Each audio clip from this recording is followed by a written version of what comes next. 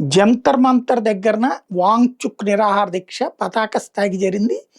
దాదాపుగా చావు బతుకుల మధ్య దాకా వెళ్ళిపోతున్నారు. ప్రభుత్వం ఏం దిగొచ్చేందుకు సిద్ధంగా లేదు. అన్నా హజారే ఉద్యమం తరహా జనం కూడా రావట్లేదు. రోజు టిఫిన్ పెట్టే టైంకి, స్నాక్స్ ఇచ్చే టైంకి వస్తున్నారు. తింటున్నారు, వెళ్ళిపోతున్నారు. పాపం పెద్దగా నినాదాలు చేయడానికి కూడా కుదరట్లేదు. రోజుకి ఎవరో ఒక వీఐపీ ఎళ్తారు, పరామర్శిస్తారు, అయిపోతుంది. వాళ్ళు ఉపన్యాసం ఇస్తారు మోడీకి వ్యతిరేకంగా, దేశానికి వ్యతిరేకంగా ఇయన్నీ కూడా నడిచిపోతుంది. ఇప్పుడు ఇక ఏం దీనికి ముగింపు 20వ తారీఖున పార్లమెంట్ ముట్టడికి వెళ్ళడం. ఆ సందర్భంగా పోలీసులు ఎట్లాగా అడ్డుకుంటారు, అరెస్ట్ చేస్తారు. ఆ విధంగా చేయాలని అనుకుంటున్నారు. బట్ ఈలోపే వాంగ్‌చుక్‌ని తీసేస్తే అక్కడ ఏం చేయాలో కూడా అర్థం కాని పరిస్థితి. ప్రస్తుతానికి దబాయింపులు వీటితో నడుస్తా ఉంది. అయితే ఇప్పుడు 20,000 మంది ప్రజలు గనక వస్తే వాంగ్‌చుక్ గారు నిరాహార దీక్ష విరమిస్తారు అని చెప్తున్నాడు.